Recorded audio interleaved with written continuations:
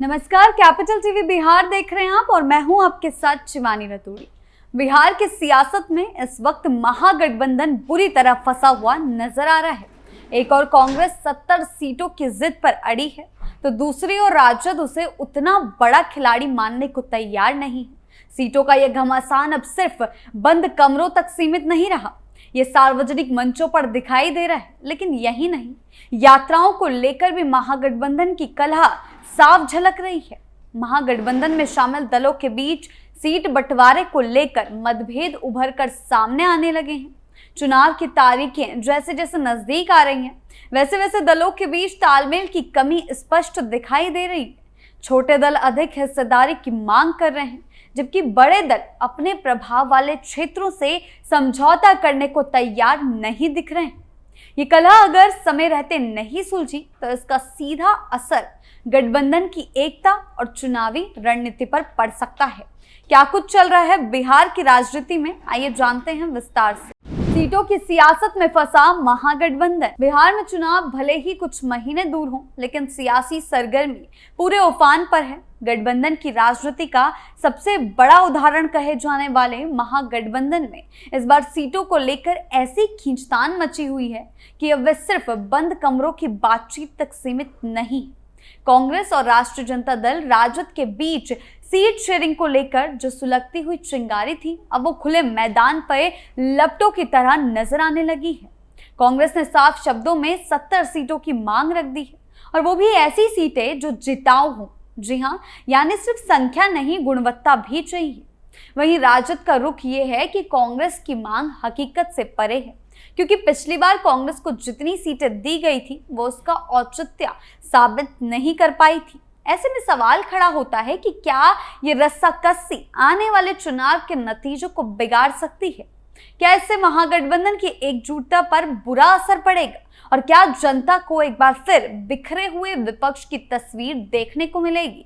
तेजस्वी राहुल में बढ़ती दूरी। साल 2020 के विधानसभा चुनाव में कांग्रेस को महागठबंधन में 70 सीटें दी गई थी, लेकिन पार्टी सिर्फ 19 सीटें ही जीत सकी। कांग्रेस का प्रदर्शन उस समय कमजोर कहा गया और महागठबंधन की सत्ता से दूर रहने की सबसे बड़ी वजह भी कांग्रेस के खराब आंकड़ों को ही माना गया। लेकिन अब कांग्रेस ने उसी 70 सीटों की दोबारा मांग की है, और इस बार एक नई शर्त के साथ वो सीटें मिली जहां जीत की संभावना हो।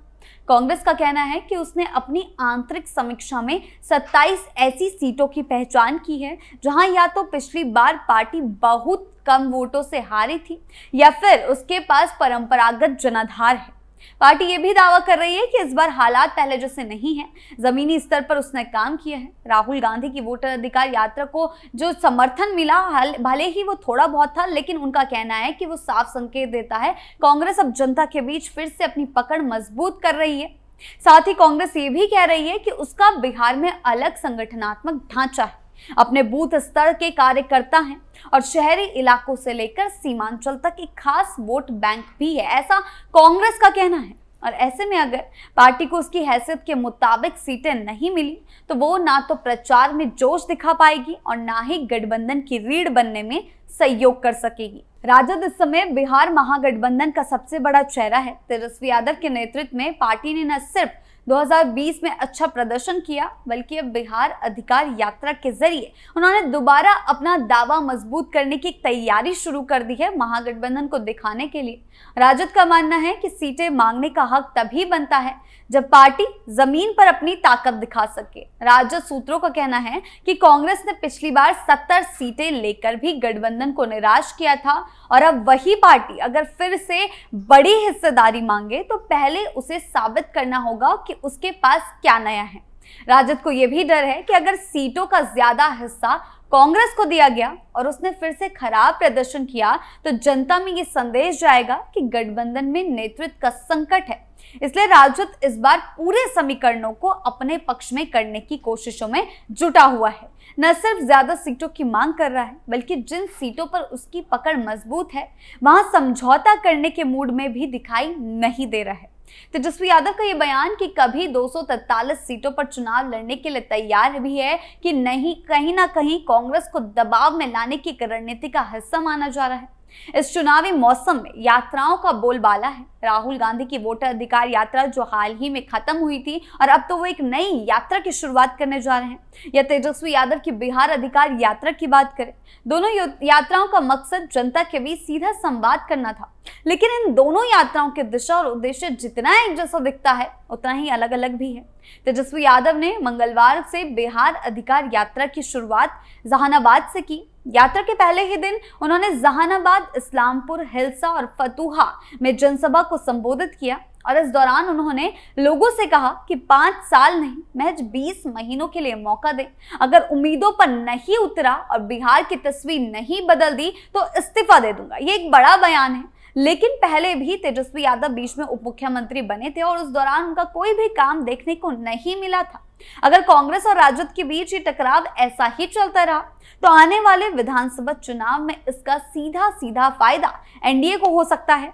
बीजेपी और जेडीयू पहले से ही अपना एजेंडा सेट कर चुके हैं और अब सिर्फ महागठबंधन की अंदरूनी लड़ाई का इंतजार कर रहे हैं। उभर कर कब ये और ज्यादा सामने आएगा। जनता को अगर ये दिखाई देता है कि विपक्ष खुद एकजुट नहीं है तो सत्ता परिवर्तन की संभावना बहुत कम रह जाती है और कांग्रेस और राजद दोनों को समझना होगा कि सीटों की संख्या से ज्यादा जरूरी है भरोसे की संख्या, जो वो अभी जनता के सामने पेश नहीं कर पा रहे हैं। अगर कार्यकर्ता खुद भ्रमित होंगे कि किसके साथ कितना तालमेल है तो वो जमीन पर जनता को क्या समझाएंगे। बिहार की राजनीति हमेशा से गठबंधनों के समीकरणों पर आधारित रही है, लेकिन जब भी गठबंधन में टूट, बिखराव या अहंकार बढ़ा है, सत्ता से हाथ धोना तय रहा है। कांग्रेस को जहां चाहिए कि वो अपने प्रदर्शन में सुधार कर सहयोगियों का भरोसा जीते, वहीं राजद को ये समझना होगा कि बिना एक मजबूत साझेदार के वो खुद भी कमजोर हो सकता है। गठबंधन सिर्फ सीटों का नहीं, रणनीति, विचार और नेतृत्व का भी होता है और इस समय तीनों ही डगमगाते हुए दिखाई दे रहे हैं महागठबंधन के अंदर। आने वाले हफ्तों में इस खींचतान का कोई ठोस समाधान निकलता है या नहीं, ये देखना बहुत दिलचस्प होगा। राजनीतिक सूत्रों के मुताबिक अक्टूबर तक सीट बंटवारे का फॉर्मूला सामने आ सकता है, लेकिन जिस तरह से कांग्रेस ने 27 जीतने वाली सीटों की मांग रखी है और राजद उस पर सहमत नहीं दिख रहा है, वो इस बात का संकेत है कि बातचीत में खटास आ सकती है। गठबंधन के अंदर जो वाम दल हैं वो भी चिंतित हैं कि अगर कांग्रेस राजद की लड़ाई खुलकर सामने आई तो इसका असर पूरे बिहार पर पड़ेगा, पूरे महागठबंधन पर पड़ेगा। कई छोटे छोटे इलाकों में कांग्रेस का बेस है जो राजद को नहीं मिलता और अगर वहां कांग्रेस कमजोर हुई या अलग होकर लड़ी तो वो वोट सीधे एनडीए के पक्ष में जा सकते हैं। ऐसे में अगर महागठबंधन को 2025 की जंग जीतनी है तो उसे पहले अपने ही घर की दीवारें मजबूत करनी होगी। बिहार की राजनीति इस समय एक बेहद नाजुक मोड़ पर खड़ी है। महागठबंधन जो कभी बदलाव की सबसे बड़ी उम्मीद के रूप में देखा जा रहा था, आज अपने ही अंदर के अंत विरोधों से जूझ रहा है। सीटों के बंटवारे को लेकर कांग्रेस और राजद के बीच जो रस्साकसी चल रही है वो सिर्फ आंकड़ों या राजनीतिक अहंकार की लड़ाई नहीं है, बल्कि ये बिहार के विपक्षी गठबंधन की दिशा और दशा तय करने वाला संघर्ष बन चुका है। एक और कांग्रेस सम्मानजनक हिस्सेदारी और निर्णायक सीटों की मांग कर रही है, वहीं दूसरी ओर राजद खुद को गठबंधन का नेतृत्व करता मानते हुए बाकी दलों को छोटी भूमिका में रखने की कोशिश में है। दोनों दलों को यह समझने की जरूरत है कि अगर जनता के सामने वो बिखरे हुए दिखे तो सत्तारूढ़ दल को हराने की उम्मीद भी बिखर जाएगी, जो दूर दूर तक अभी दिखाई भी नहीं दे रही है। तेजस्वी यादव की 20 महीने की चुनौती चाहे जितनी दमदार हो, लेकिन वह तभी कामयाब हो सकती है जब गठबंधन एकजुट होकर भरोसे का संदेश दे जो दूर दूर तक अभी दिख नहीं रहा है। जनता अब सिर्फ वादों पर नहीं, सहयोग और समर्पण की राजनीति पर वोट करती है। अगर ये टकराव समय रहते सुलझता नहीं है तो ये महज एक गठबंधन की विफलता नहीं होगी, ये विपक्षी राजनीति के उस पूरे खाके की हार होगी जो बदलाव की बात करता है लेकिन खुद बदलने को तैयार नहीं होता। बिहार की सियासत ने हमेशा सबक दिए हैं, सवाल अब यह है कि क्या इस बार महागठबंधन वक्त रहते वो सबक ले पाएगा। आपके इस बारे में क्या राय है, हमें कमेंट सेक्शन में जरूर बताएं। नमस्कार।